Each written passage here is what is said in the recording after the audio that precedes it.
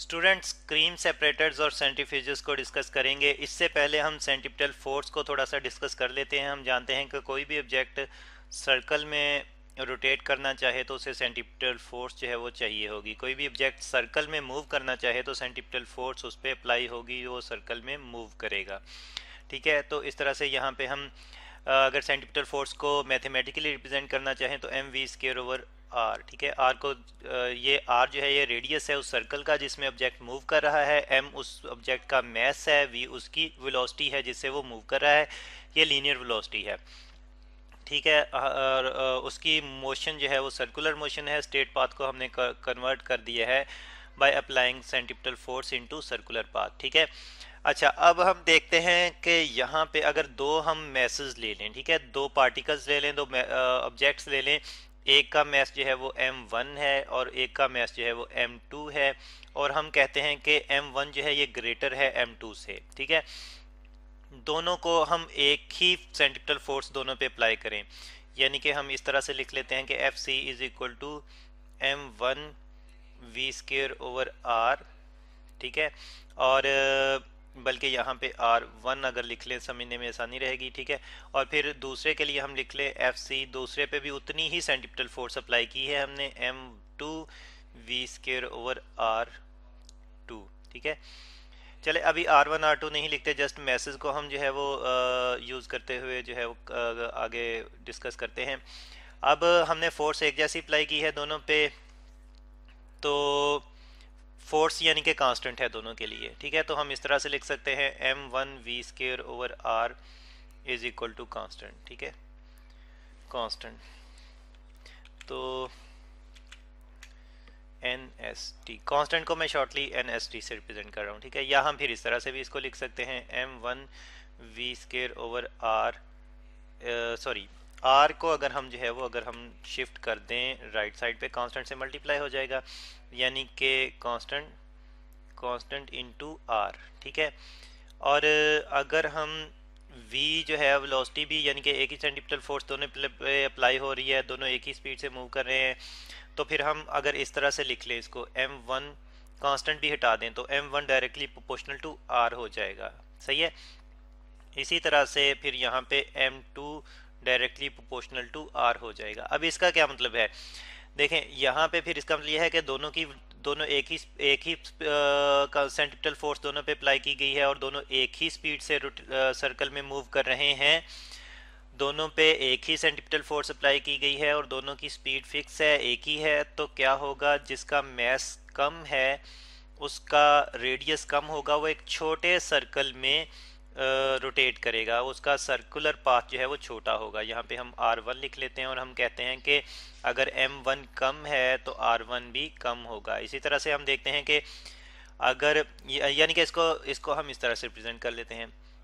ठीक है, ये हमारे पास एक M1 जो है वो एक छोटे सर्कल में रोटेट करेगा। ठीक है, यहाँ पे M1 रोटेट कर रहा है, रेडियस जो है यहाँ से यहाँ तक सेंटर तक R1 है। ठीक है, अब फिर जो है जो दूसरा पार्टिकल है M2, इसका मैस ज़्यादा है। ठीक है, इसका मैस ज़्यादा है तो इसके लिए रेडियस जो है वो ज़्यादा होगा। कैसे, ये एक बड़े सर्कल में रोटेट करेगा, बड़े सर्कल में मूव करेगा इस तरह से। ठीक है, इसका इस सर्कल का रेडियस जो है वो ज़्यादा होगा। यहाँ पे M2 जो है वो मूव कर रहा है, रोटेट कर रहा है, और रेडियस जो है वो ये है R2। ठीक है, तो इस तरह से हम देखते हैं स्टूडेंट्स के अगर मैस ज़्यादा हो, किसी दो पार्टिकल्स पे एक जैसी सेंट्रिपेटल फोर्स अप्लाई की जाए तो जिसका मैस ज़्यादा होगा वो दूर जाके मूव करेगा, यानी कि बड़े सर्कल में मूव करेगा, रेडियस ज़्यादा होगा उसके सर्कल का, और जो इसका मैस छोटा हो, थोड़ा हो, उस वो जो है वो कम रेडियस वाले सर्कल में मूव करेगा। ठीक है, सेंटर के करीब करीब मूव करेगा, हम ये कह सकते हैं कि सेंटर के करीब करीब मूव करेगा। अच्छा, अब हम डिस्कस करते हैं क्रीम सेपरेटर्स को और सेंट्रीफ्यूजेस को। इन कॉन्सेप्ट्स को अभी जहन में रखिएगा जो हमने डिस्कस किए हैं, और फिर इनकी मदद से हम क्रीम सेपरेटर और सेंट्रीफ्यूजेस को समझने की कोशिश करेंगे। अच्छा, सबसे पहले तो मैं आपको क्रीम सेपरेटर और सेंट्रीफ्यूजेस जो है वो दिखाता हूँ कि किस तरह के होते हैं। जो मॉडर्न क्रीम सेपरेटर हैं, जो मिल्क से जो है वो क्रीम सेपरेट करने के लिए यूज़ किए जाते हैं, वो कुछ इस किस्म के हैं। यहाँ पे आप देख रहे हैं, यहाँ पे एक बाउल होता है, इसमें मिल्क डाला जाता है। मिल्क एक्चुअली एक सस्पेंशन ही होती है जिसमें फैटी एसिड्स होते हैं, यानी कि चीज़ वगैरह और बटर वगैरह।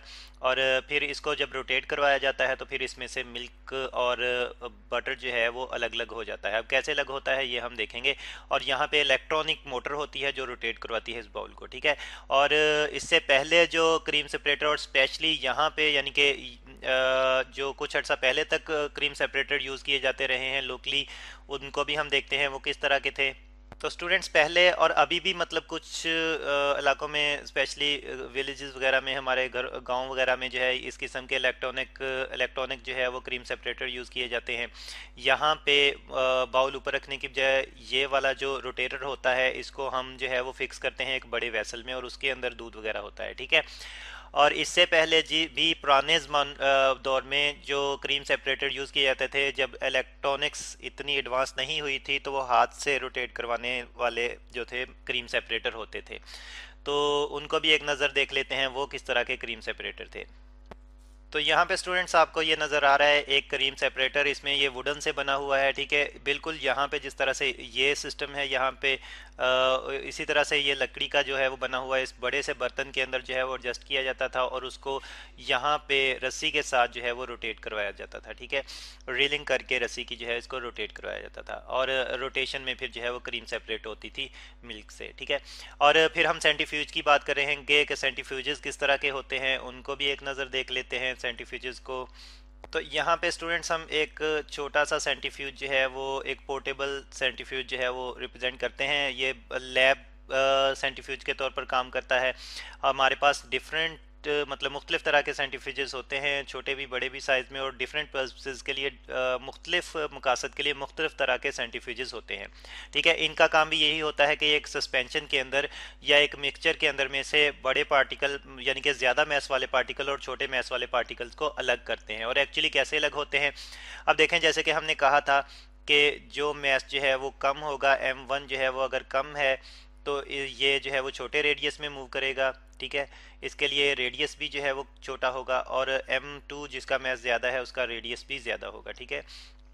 M2 इसका ये मैस ज़्यादा है तो रेडियस भी ज़्यादा होगा, ठीक है, बड़े रेडियस में दूर मूव करेगा। और फिर अगर हम देखें यहाँ पे, चलें यहाँ पे एक वेसल जो है वो रफली लेते हैं, ये वेसल है, ठीक है, हमारे पास यहाँ पे। अब ये वेसल रोटेट कर रहा है, इसमें डिफरेंट सस्पेंशन यानी कि मुख्तलिफ मैसेस के पार्टिकल्स हमने डाले हुए हैं, ठीक है।